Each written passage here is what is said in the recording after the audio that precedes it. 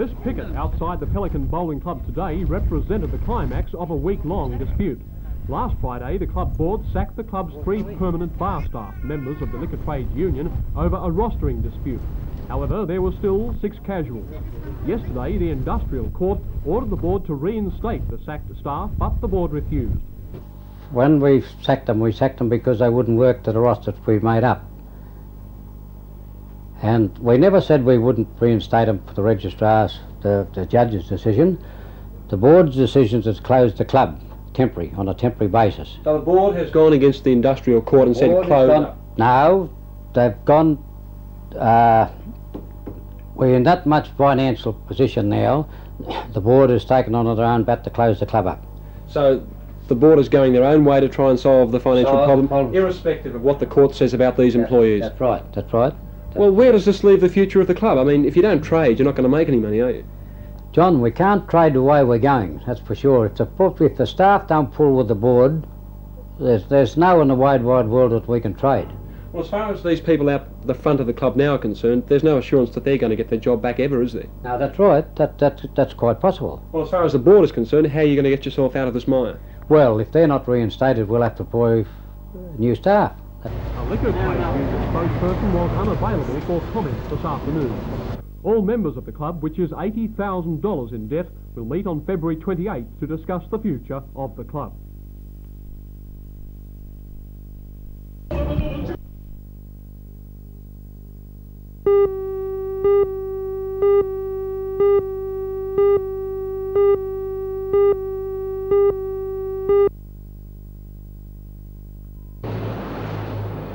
Quiet Church Street, Newcastle has never seen anything quite like it.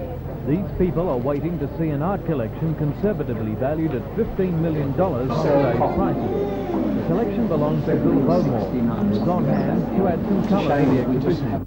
By late this afternoon, 2,000 people had filed through his home and many more are expected tonight. Mr. Bowmore is charging $3 a head and will have raised more than $6,000 for his favourite cause, the Newcastle Conservatorium of Music. The exhibition features works from some of the old masters, as well as Neolithic pieces and famous sculptures. For those of you who could not get in today, here's a taste of what you missed.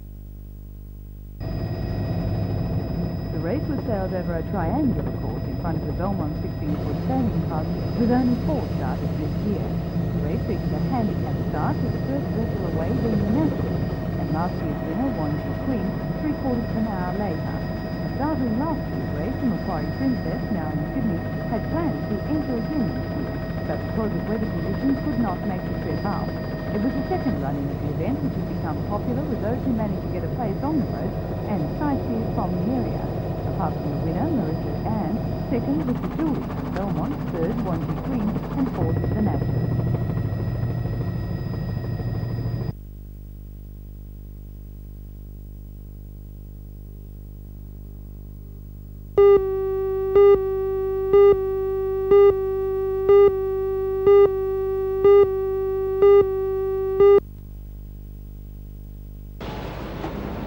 The recommendations made in the report are varied, from a new system in the sterilisation unit to clearly identify the soiled and clean linen, to a greater input by departmental heads into the budgeting process. The Royal proved to be many of the current hospital standards, and its staff works vigorously to make sure the hospital comes up to scratch. But will such an exercise strengthen the hospital's case for what it says is its most urgent need, more state funding? Oh yes, it's additional ammunition, because obviously some of the things we can't do without additional funds. But it's not conclusive. I don't think that just because this group, the Council for Hospital Standards, says that we should do certain things, that the government's necessarily going to be able to find the money to let us do them.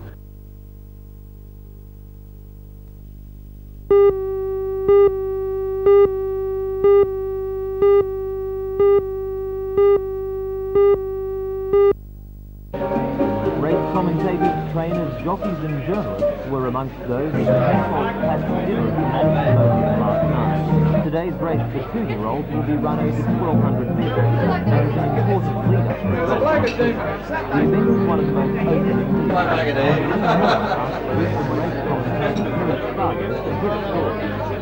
They're down from Queensland, and that state is represented in tomorrow's Penfolds Classic with Roman Fantasy. Yes, Lee, she's a very good filly. She's only had 3 race starts.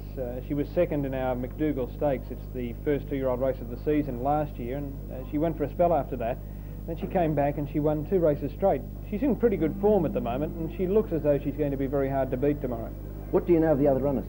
A little bit. I've been impressed by Wonga Prince, who of course is prepared by Tommy Smith and looks hard to beat, and a horse called Schedule Plus, trained by Les Bridge. I haven't seen Schedule Plus race except on video, and what I've seen of him I've been pretty impressed with. He hasn't had a great deal of luck at his last couple of starts. I thought he had a very good chance in the race. I think you have a horse here, a Newcastle local called the Son of Susie, who has a chance, and one at the bottom of the weights called Nature Splendid, who I'm told by good judges here in Newcastle will be very hard to beat, despite the fact that Nature Splendid is still a maiden. The track looks in fine condition over there at the moment.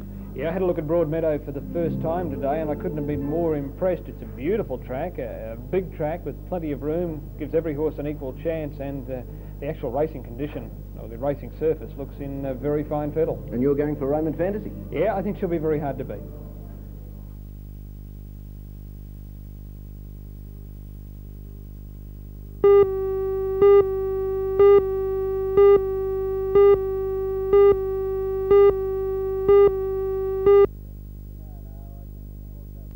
No, I can also box as well as get in close and fight. What's your mental attitude at the moment? Is it one of aggression? Are you an aggressive fighter? Yeah, I'd say so. I keep coming. You keep coming. Do the crowds worry you at all? Yeah, the crowds make me a bit nervous, but that's what goes on, you know, because they give the crowd their money's worth. Do you regard this a little bit as your do-or-die effort, in the sense that you've never won a major title and this may be one of your last chances? Yeah, I think so. So this fight tonight will give me a crack at Australian title. Do you really think you can knock Craig Peavy out? Well, he's been knocked out before, so I think I can do it again.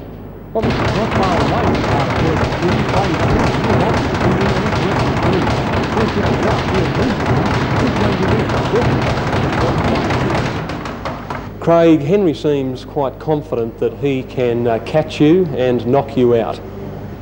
Yeah, he's very confident, but he's got to catch me first. I don't think he'll catch me. So therefore, am I to believe that your fight tactic will be to hang in there and dart and bob and weave so he can't catch you? Yeah, the tactics for this fight is to stay away from him for about 3-4 rounds, and then if I can put him away, then I'll put him away. So there is a chance that Craig Peavy is going to try and put away Henry as well? Oh yeah, of course.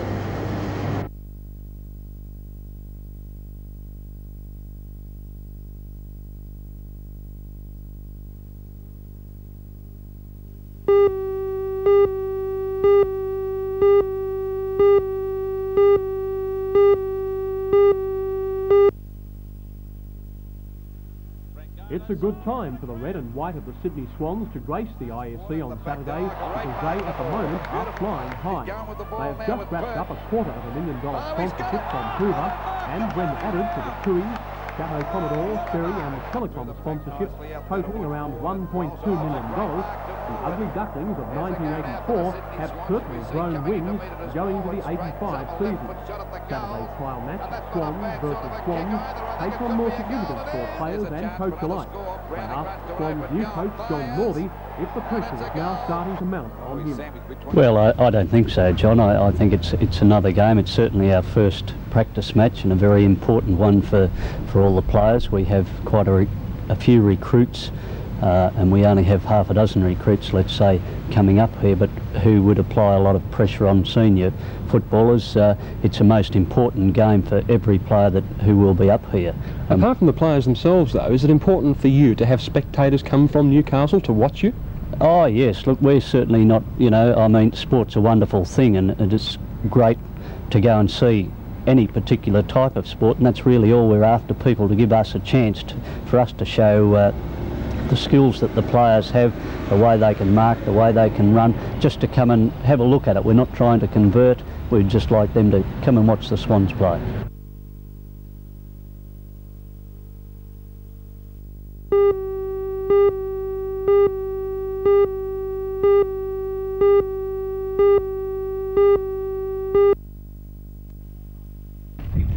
The Newcastle show has never been better organised or better presented. In contrast to the last-minute urgency of previous years, there were few signs of activity last night. Most exhibitors have been preparing for a week, in some cases 3. This year's show salutes the youth of the hunter, and the International Youth Year display in the Hall of Industry will be the stage for musical performances by various youth groups. Down the road, the State Rail Authority display is sure to attract attention. The historical review was inspired by the renovation of Newcastle train station. The display includes a timely reminder of the importance of trains to the coal industry. Equally impressive is the police force stand, which includes a topical display on bomb disposal.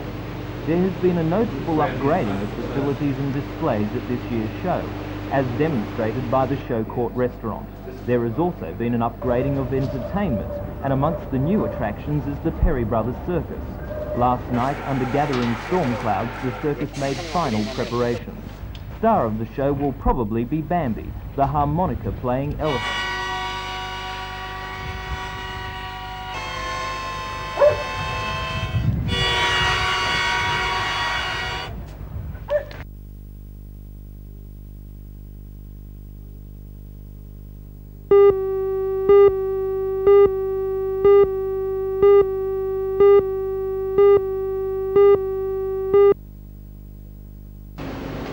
Every 3 years, the entire production process stops at the Sulphide Corporation and the plant undergoes a complete overhaul.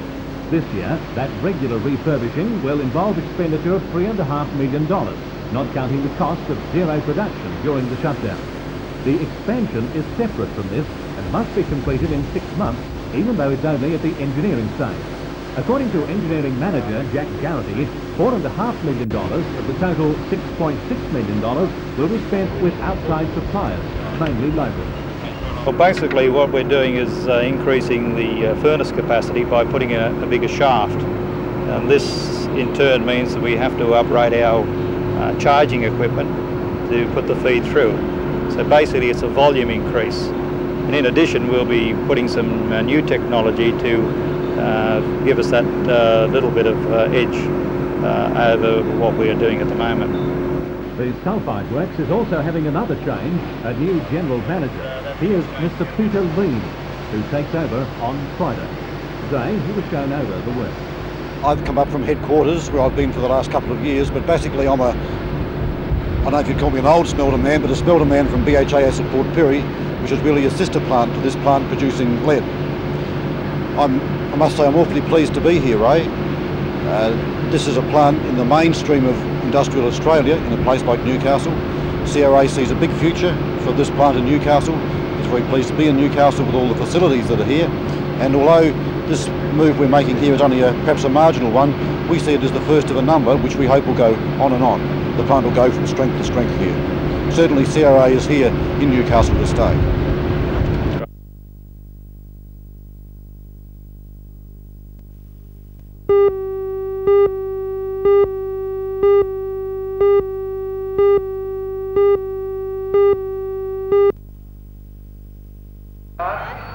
The evening's fun at the show began in Centre Ring. Members of Newcastle's media, who are often accused of racing off at the mouth, were instead asked to race each other on bicycles. Bill Grundy from 2KO, Ray Arthur from 2NX, 2HD's Tony Gillis, Peter Clark from 2NC, Scott Bevan from the Herald, George Pigford from the Star, and NBN's Jim Sullivan all took to the track. In the end, youth won out, with Tony Gillis and Scott Bevan, while Bill Grundy failed straight for the older riders. From one centre ring to another, the Perry Brothers and The ring is fire, the ring is fire. To the cry of "Bring on the Clowns," this comedy act showed the audience a new slant on amateur photography. The circus runs several sessions a day, and admission is free, but parents are advised to find a seat early because the circus and its elephants are extremely popular with children.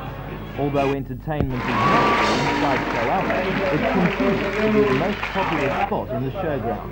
Last night, that's where the crowds were, wending their way through the forest of lights and death.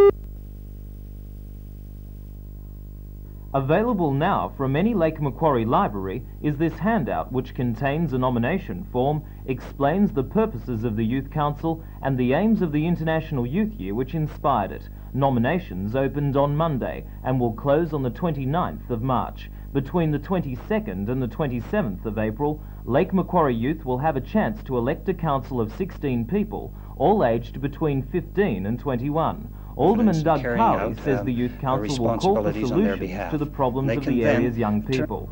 But will decision makers listen to those demands? When our Prime Minister last visited our area to open the Police Boys Club, his opening statement was that we must learn to listen to youth.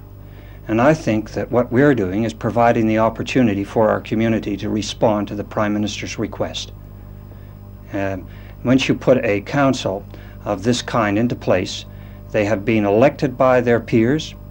The peers have confidence in who they've elected, and the people who are elected will have confidence in carrying out responsibilities on their behalf. And they can then turn to our council or turn to the state government or the federal government to assist them. The youth will be given prominence in our community. They'll be participating in the democratic process.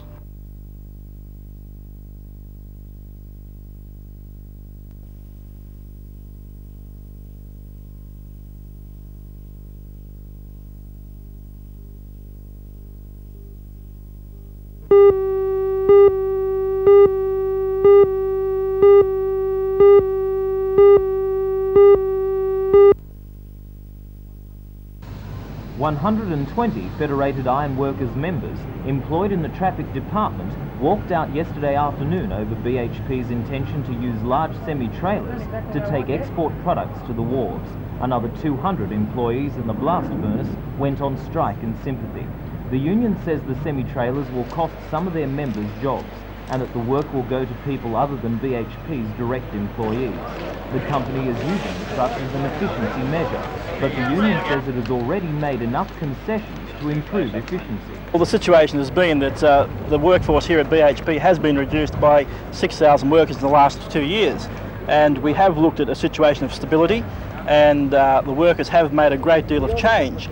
They've accepted manning cuts, job practice changes. However, on this occasion, a situation has arisen where the company has attempted to introduce a practice which will in turn take away ironworker jobs, and at the same time, by taking away those jobs, will give work to contractors. The workers have turned the other cheek on many occasions in the last 2 years. They've seen their fellow workmates retrenched, and also, as I've said before, they've seen a lot of changes. But on this occasion, they're taking a stand because they believe that the change that BHP is attempting to introduce, the work has to go on, but they're going to give the work to people other than BHP's direct employees. The strike has stopped steel and iron making and closed down the No. 2 Bloom Mill. Meanwhile, the men will not meet to consider the result of today's Industrial Commission hearing until tomorrow morning.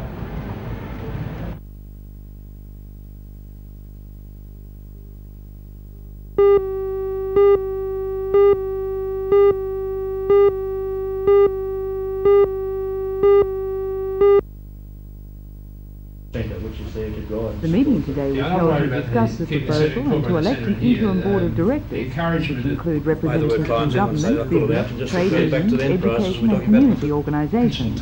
According to acting interim chairman Jeff Connors, the company expects to be a going concern by June this year, at which time they will start to assess any proposal put before them. Mr Connell says that, like many such organisations, they will be funded by a variety of sources. There's a need for government to fund, but additionally the business community within the regions these centres are established usually benefit from such centres, and there is also therefore benefit for private enterprise to contribute to the creation of new enterprises. But surely there are many organisations already around that offer the same services. The difficulty is that there are no actual centres or facilities where the incubator style of new business can establish. There are quite a lot of proposals currently being considered, and it's our belief that the establishment of a workable company to undertake this task will be in a position to respond to foreshadowed government initiatives.